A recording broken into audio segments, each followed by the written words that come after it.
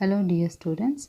In this session we are going to learn about conventional crop improvement technique under the main topic of agriculture biotechnology. The contents which we are dealing today are introduction, plant breeding and its objectives, activities of plant breeding, genetic variability, natural and artificial means, conventional methods of breeding, limitation of conventional crop breeding. Coming on to the introductory part, we know that the practice of agriculture began about 10,000 years ago, and farmers been alternating the genetic makeup of these crops they grow. How do they make up the genetic makeup of the crops they grow? Is they select the best looking plants. What do is they select the plants which are having a faster growth, which are having a higher yield and pest as well as the disease resistance, and also some of the seeds which are larger seeds, those type of plants they would select, and after selecting them they would go for a breeding purpose so that they get a very good products or the yield whichever they are desired of. And we all know that 1900 Mendel's law of genetics provided the scientific basis for the plant breeding. Plant breeding came actually by Mendel's law of genetics. And one more thing that is that in India, we know that the research dated back at 1871 itself, when the Department of Agriculture, that is by Government of India, was being created, and this was being changed to Indian Agriculture Research Institute in 1946. But now we can see that there are more than 2 to 12 dozens of different central research institute in ICAR which are very much engaged in the improvement process of crop. So let's see what is this plant breeding means. Plant breeding, as we all know, that it is the art and science of improving the hereditary of plants for the benefit of mankind, which means that the plant breeding is a purposeful manipulation, means it is required for the qualities in a plant, to bring up the very good qualities in the plant, to create a new varieties with a set of whatever the desired characteristics of that breeder. For example, a farmer wants a plant which is having a characteristics like drought resistant, or it is a disease resistant. If he wants that kind of crop, then he can manipulate it, right? This is called as a plant breeding. Plants with the higher qualities are being selected and crossed to other plant with a desired quality, and the result in the plant population will be obviously improved and desired traits, right? So this is about the plant breeding. Previously, like in older times, the farmers, what did they do is they used to know the skill and they had a creativity for breeding of the plants. Okay, but nowadays these plant breeders, they depend upon the agriculturists, because these agriculturists, they know everything about the subject in detail, so that they help the farmers to produce a good variety of plants. Coming on to the next part, that is objectives of plant breeding. Moving on to the objectives of plant breeding, the main objective of the plant breedings are higher yield. Almost all the plant breeders, they want the plant to have a higher productivity rate, right? We all know that the plants having the higher productivity rates are the plants which are required by these plant breeders. So ultimately this can be achieved by having a more efficient genotypes and having a greater physiological efficiency of the plant. And coming on to the resistance to diseases and pests. So resistant varieties can also be developed by these plant breeding techniques. Like this is the most cheapest and convenient method of disease and insect management. In some of the cases they offer only a very less means of control, like rust in wheat. Okay, so this can also be done by the plant breeding technique. And one more thing is the change in maturity duration or change in maturity period, which means that it permits a new crop rotation that actually ends in a crop area. Like what happens is development of wheat varieties which are suitable for the late planting, which also helps, like which permits the rice wheat rotation. Like see, the objective is more desirable, right? It is more convenient. Like one time you grow a rice and after some time you leave a gap and then you can grow a wheat in the same field. So change in maturity period, one plant matures in one time, another plant after harvesting the one plant you can plant for the next type of a plant, that is a wheat plant, and after that you can do a rotation of crop. This can be done by the plant breeding. And one more thing is a elimination of toxic, means there are certain toxic substances which must be eliminated to make safer consumption. See, whatever the plant we grow, it should be safe, right? We can't eat which is toxic to us. We always want a healthy food and that gives a much of the nutrients. So that can be done by elimination, means removing of the toxic substances from some of the crops. Like for example, kesari seeds have a neurotoxin that has to be removed, that actually affects the causes a paralysis in humans. Okay, that is the main thing. You have to remove the toxic substances. That can be achieved by the plant breeding technique. One more thing is a synchronous maturity. What is the meaning of synchronous maturity? Means synchronous means together. So synchronous maturity is highly desirable in crops where several pickings are necessary. Okay, where at a time they get mature. Like for example, moong, bean, pigeon pea, and when they get mature at a time you can pick them up, and after some time the same time they get mature. This is called as a synchronous maturity. And then comes the photoinsensitivity. There are certain plants which are very much sensitive to the light. Example, for example, wheat and thermos insensitive plant is a wheat, and photo insensitive plant is a rice variety. These have been permitted their cultivation in a new areas. So the cultivation of wheat in Kerala and West Bengal, cultivation of rice in Punjab and Himachal Pradesh, everything can be done by the process of plant breeding. See, in some of the areas like in Kerala, you can't cultivate wheat because it is a highly temperature and humidifying area. So when we use this plant breeding technique, we can grow them there. So this is the beauty of the plant breeding technique. And one more thing is a resistance to abiotic stress, like too much of salt content in the soil and it is a drought. For all those things, this plant breeding is very much helpful, where you can produce a plant which is resistant to abiotic stress. Then comes the improved quality. What is the improved quality? Means, you know, golden rice, right? It is a rich in vitamin A. All these things can be achieved by the plant breeding. These all are the objectives of plant breeding. Activities of plant breeding. We all know that almost all the traits of the plants are controlled by the genes. The genes are located in the chromosomes.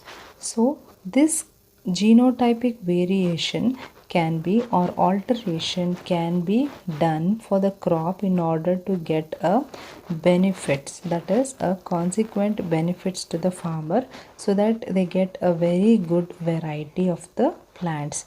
So this can be brought about by a interrelated and largely interdependent activities. By doing these activities together, the genotypic level or a genotype of a crop species can be altered to get a desired changes in the crops, desired like drought resistance or disease resistance or a high yielding crop. All these genetic variations can be done by combination of these naturally existing variation and induced variation. Naturally existing variation from which the genotypic level changes can be made is a domestication, germplasm collection, introduction. And by induced variation, that is by artificial means, how can you bring changes in the genotype of a plant in order to form a plant breeding is a hybridization, mutation, polyploidy. These two are tissue culture method and genetic engineering, and these are the conventional methods, that is hybridization, mutation, polyploidy, homoclonal variation, germination and genetic engineering. And the steps involved in this is a creation of variation, selection, evaluation, multiplication and distribution. So we'll in detail we'll learn what is this creation of variation. Creation of variation means change in the genetic level to get a desired plant products or a desired quality of a plant. So variation means difference among the individuals of a population in a species or a specific characteristic. So genetic variation is a major source for the raw material for the selection of the plants. So these heritable changes means we know that the genes are the hereditary materials that are being transmitted, that is the characteristics that can be transmitted from one generation to another generation. So such variation is very important for the selection of the plant. So like if you have a parent plant which is a highly resistant to some disease, if we select that type of a plant, because it is transferred to a next generation, right? So in order to get that type of variation in a genetic level, selection of that particular plant is very much important. It can be done in a following ways. How can it be done? It can be done by domestication, germplasm collection and plant introduction, and also by artificial means, that is hybridization, mutation, polyploidy, homoclonal variation, germoclonal variation and genetic engineering. So let's study about the second step, that is the selection. While selecting the individual plant or a group of plant of a desired characteristics, you have to have a population eliminating the undesirable ones. Okay, those plants are selected which are looking promising for the characteristics on the basis of the phenotype. Okay, when selecting, so what does this means is, while selecting a plant, you should select a plant from the population which is having all the desired characteristics for what you are looking for. Like it might be a resistant to disease, or it might be a large number of seeds production, or a large amount of seed production. If you're looking for those kind of characteristics, you should always pick up the plants which is having the desired characteristics, and eliminating those plants which do not have these characteristics, and you have to allow them to grow and set their seeds. Again you have to plant those plants until they get their new seeds, and the seeds selected again from the plant, and again it is new crop is developed. You have to repeat this process again and again and again until you get a desired plant. So the selection is also one of the basic and one of the important genetic variation present in the population, so that it produces a new population with the improved characteristics. So next comes the evaluation. As I said earlier, in the selection process, we have to grow the plants that has been selected, that is from the desired population. We have to grow them again and again until you get a desired quality in that product. That plant is again tested for the production of the yield, okay, and other traits, and their performance is checked when compared to that of the other plants which is previously present. I hope you understood.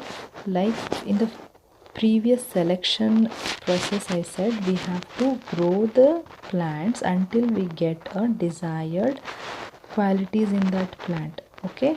Those plants are called as a new population. These new populated plants are again tested in the field in order to check with the previously existing plants which are having the best varieties, and these are called as checks, okay.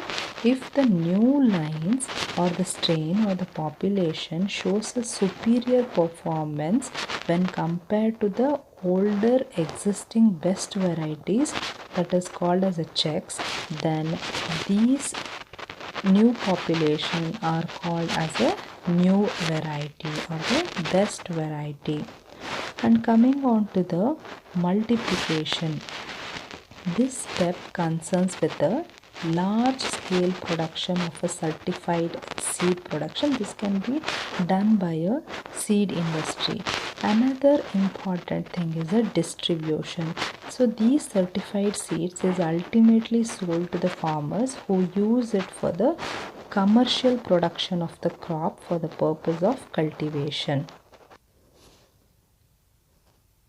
Moving on to the next slide, that is introduction of genetic variability by natural means.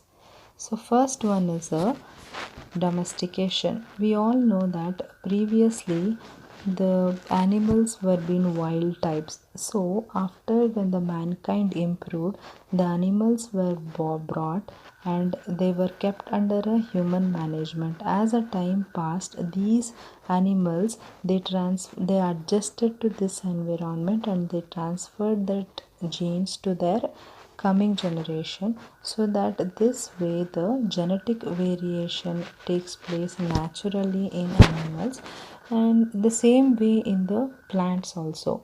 The cultivated plants which we are cultivating in the present day were actually the wild species, where most of them were being used by the prehistoric men only, right? And again it is a germ plasm collection, means there are certain, we know that there are some wild varieties of the plant who are having a very good characteristics, very like highly good characteristics in the sense they are having a resistance to some disease or drought resistance, or it is high yielding plant. So these kind of plants the genes of these kinds of plants are being stored, and then again it is incorporated into the plant whichever variety it has been wanted, and these genes are being stored in a gene banks, and this is called as the germ plasm collection. And another trait is a plants introduction. Plants introduction means these plants they have the capacity to acclimatize to any new environment. Like for the process of introducing a new plants from their growing area, for example, if you take a mango tree, you take that plant of that tree. When you take a mango plant and plant it or take it to a other environment, it gets adjusted to that environment. This is called as plant introduction, and when that comes and adjusts to the new area, that is called as a genetically variation in the plant. So these all are the naturally genetic variability that is brought about in the plants. Okay, thank you.